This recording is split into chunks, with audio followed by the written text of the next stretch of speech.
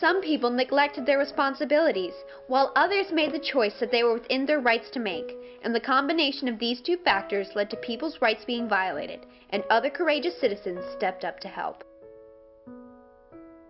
Hagenbeck Wallace Circus posters had lined the downtown store windows of Hammond, Indiana for weeks. Spectators gathered downtown to secure a seat for the legendary circus parade. But there would be no animals, no clowns, no parade, and no circus.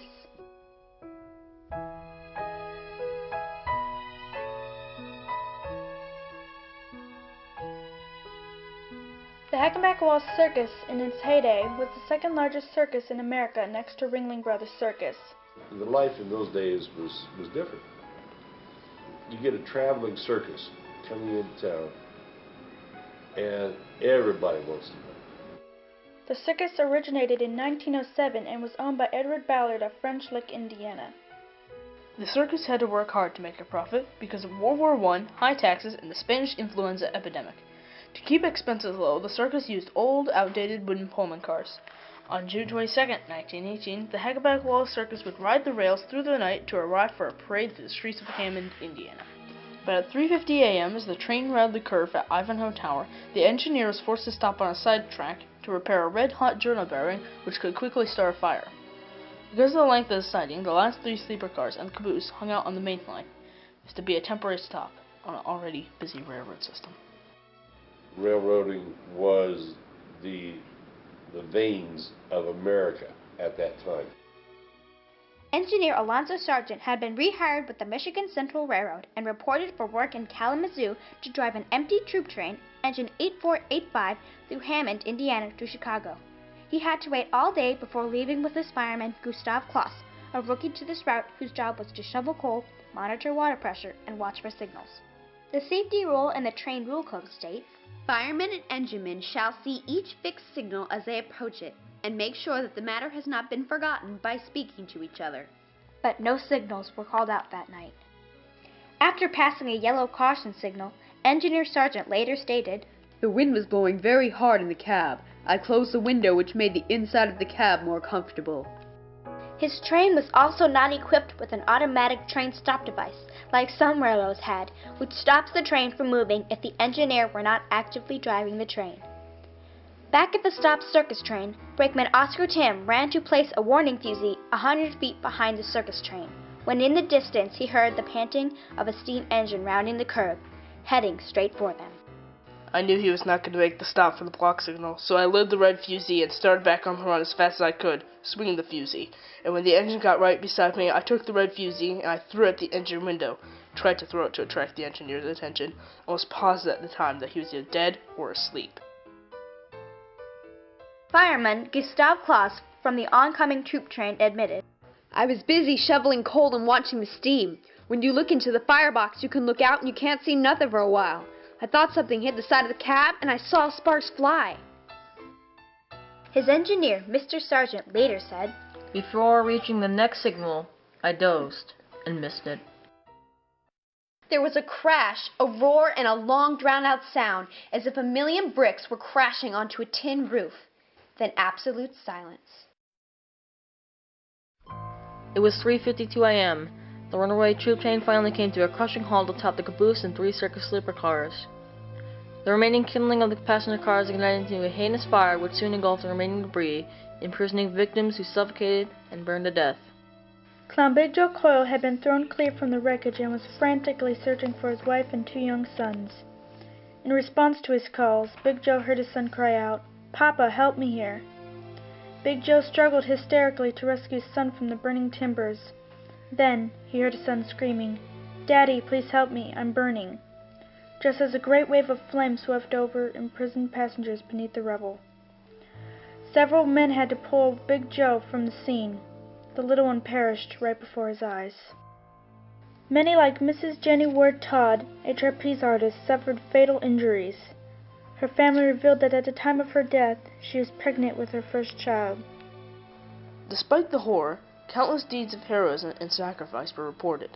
Lou Moon, a clown, proved himself a hero as he rushed to rescue others. As he was assisting victims, wreckage collapsed on top of him. Seriously injured, he struggled with rescuers as he begged them to continue to rescue his comrades. Pullman porters from the troop train ran to the circus train to help, pulling victims from the flaming wreckage, suffering serious burns. The community members of East Chicago, Gary, and Hammond assisted the survivors as area residents and shopkeepers pulled together to provide survivors with food, clothing, and lodging.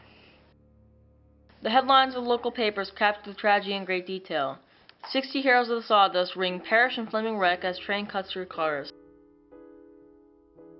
There were a lot of terrible accidents involving trains that didn't receive the publicity that this one did, but it received the publicity because it was a circus train and it involved a troop train. And those two things were hot topics in those days. It was devastating. I mean, to one day be laughing and joking, and then instantly it's all gone. It's all taken away from you. Within days, the Hagenbeck Wallace Circus bid farewell and resumed operations through the assistance of many of their competing circus members, including performers from the Ringling Brothers Circus and workers from the U.S. Tent and Awning Company, who sped toward Wisconsin to take the places of the heroes of the Sawdust, whose names were forever erased from the circus program for all eternity. You get mechanical failure and you get human error. Mechanical failure and human error combined is a deadly combination. By neglecting his responsibility of being a safe engineer, Alonzo Sargent contributed to this accident by falling asleep while driving the train. Likewise, Gustav Kloss, the troop train fireman, neglected his responsibility to call out the signals as a double check for Sargent. Sargent was later tried for manslaughter. There was a hung jury and Mr. Sargent was never convicted. He never drove another train again. However, decisions made by the Hagenbeck Wallace Circus and the Michigan Central Railroad also added to the tragic accident. The circus chose to use wooden passenger cars and to place these cars at the end of the train. These were choices that the circus had a legal right to make, but they were less safe practices than if they had made other decisions. The Michigan Central Railroad was within its rights to continue to employ Sargent after an earlier accident, and they were not required to use automatic train stop devices. Circus members' rights were violated, as so many lost their lives, suffered severe injuries, or were permanently disabled. However, many heroes stepped up to aid the victims. At the time of the crash, survivors, troop train Pullman porters, and townspeople rushed to give immediate relief. Hospitals, undertakers, and police from surrounding areas all combined their efforts. Hagenbeck Wallace Circus owner Ed Ballard paid the hospital bills and burial costs of his performers, even though he was under no legal requirement to do so. Ballard took the responsibility of eliminating all wooden train cars and replacing them with steel cars. He also ensured that the sleeper cars were always located in the center of the train instead of in the back. The tight-knit nature of the circus community was demonstrated by the members of the other circuses, who helped the Hagenbeck Wallace Circus resume their performances, and by the Showmen's League of America, who provided a final resting place for many of the dead. The accident had many extensive effects. The crash rudely awakened America into adding more safety precautions on trains. The Nevada Railroad and Public Service Commission's report in 1918 cited this accident in their claim to help push for safety devices, such as automatic train stop devices.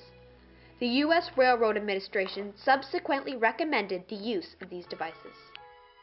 And if there's one thing to come out of this tragedy, remember that the show must go on. Your life must go on.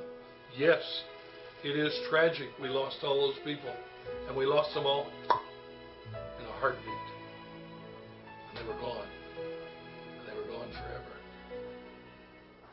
And you've got to realize, you've got to go